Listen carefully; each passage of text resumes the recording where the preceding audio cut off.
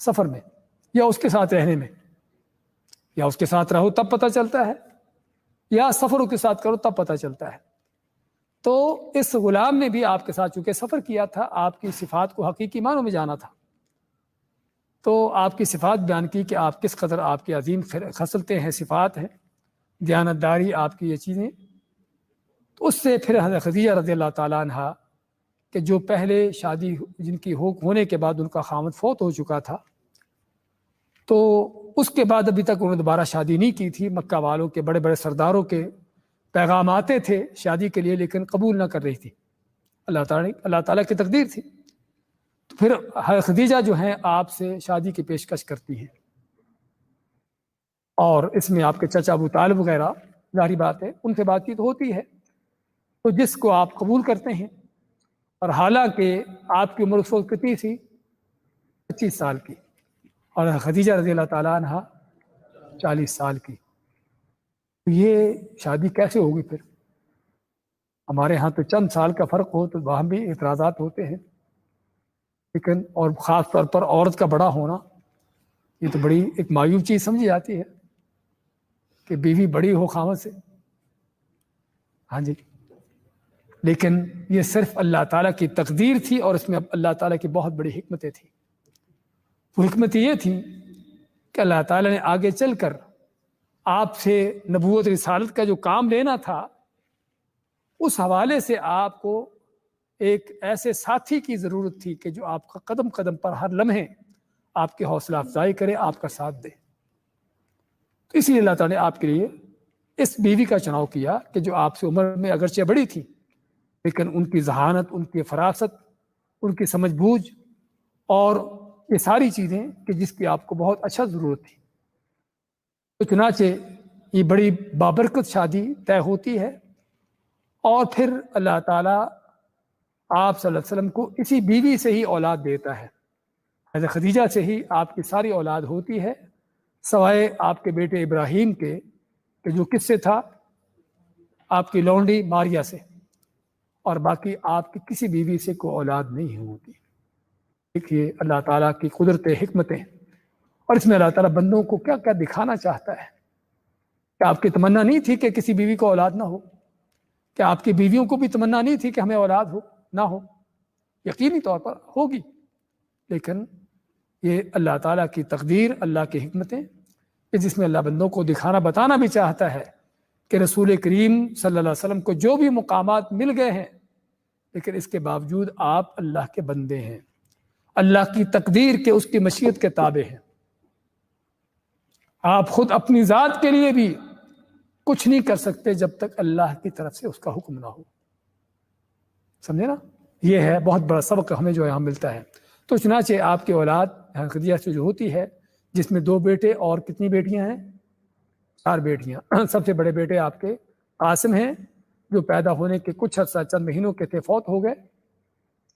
اس کے بعد 4 بیٹیاں ہوئیں، زینب، رقیہ، ام کلثوم اور فاطمہ رضی اللہ تعالیٰ عنہن۔ اور اس کے بعد پھر آپ کے دوسرے بیٹے جن کا نام عبداللہ بھی ہے اور طیب اور طاہر بھی کہا جاتا ہے، بیٹا ایک ہی ہے، نام مختلف ہیں ان کے۔ تو آپ کا دوسرا بیٹا، اور اسی بیٹے کے فوت ہونے پر کافروں نے جو بغریں بجائی تھیں، خوش ہوئے تھے کہ محمد جو ہے ابتر ہے۔ ابتر کے معنی کہ دم کٹا، جس کے آگے کوئی نسل نہ ہو، تو بڑے خوش ہوئے کہ کوئی بات نہیں، آپ کی کوئی نسل تو ہے نہیں، آپ کی اولاد فوت ہو گئی ہے، اور اس سے آپ کو اس سے فکر مند ہونے کی ضرورت نہیں ہے۔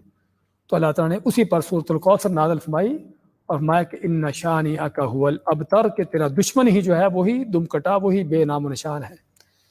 تو یہ تھا آپ صلی اللہ علیہ وسلم کا واقعہ، آپ کی شادی کا حضرت خدیجہ کے ساتھ۔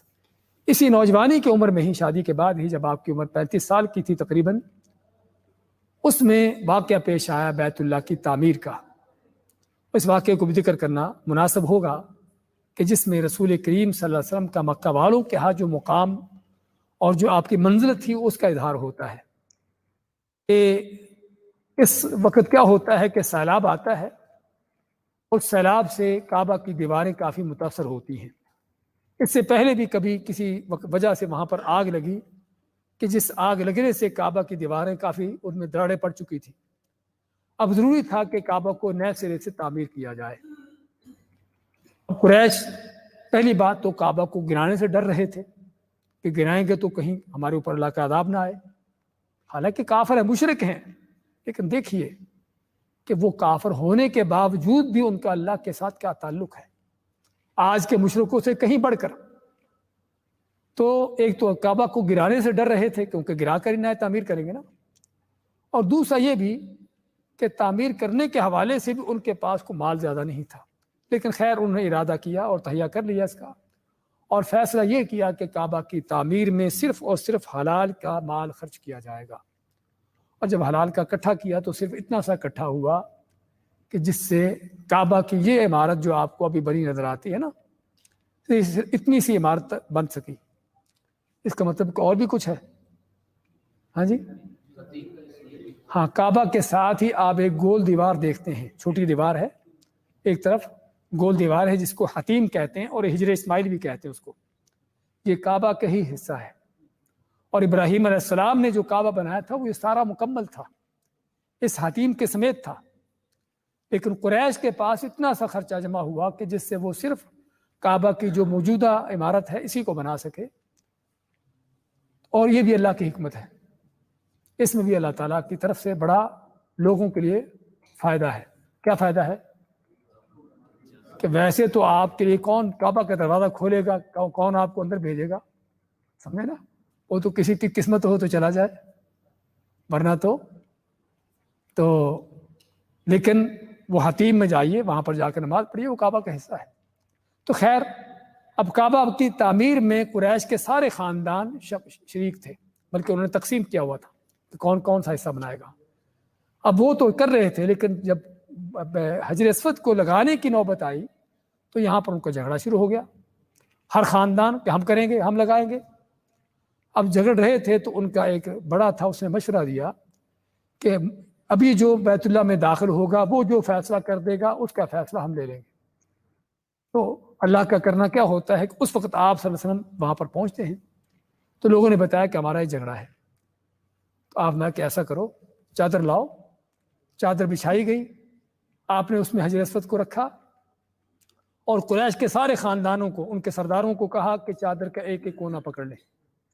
پکڑا کونا اور چادر کو اٹھایا، جہاں پر حجر اسود ابھی اونچی تھوڑا بلند ہے نا، تو وہاں پر جب پہنچے تو چادر کو آپ نے حجر اسود کو اٹھایا اور بیت اللہ کی دیوار میں لگا دیا۔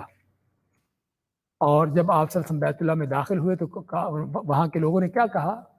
ھذا الامین رضیناہ ھذا محمد، یہ امین ہے کہ جس کو ہم نے قبول کر لیا، اس کا فیصلہ یہ محمد ہے، جسے پتہ چلتا ہے کہ رسول کریم صلی اللہ علیہ وسلم کا مکہ والوں کے ہاں کیا مقام و منزلت تھی، اور آپ کا، بلکہ اللہ نے آپ کو کیا فہم و فراست دے رکھی تھی کہ جھگڑا ہوتے ہوتے آپ صلی اللہ علیہ وسلم کے اس فہم و فراست سے، آپ کے اس عظیم فیصلے سے جو ہے وہ ختم ہو گیا، بچ گیا۔ بارک اللہ فیکم، جزاکم اللہ خیر، وصلی اللہ وسلم علی نبینا محمد۔ یہ مائک لے جاتا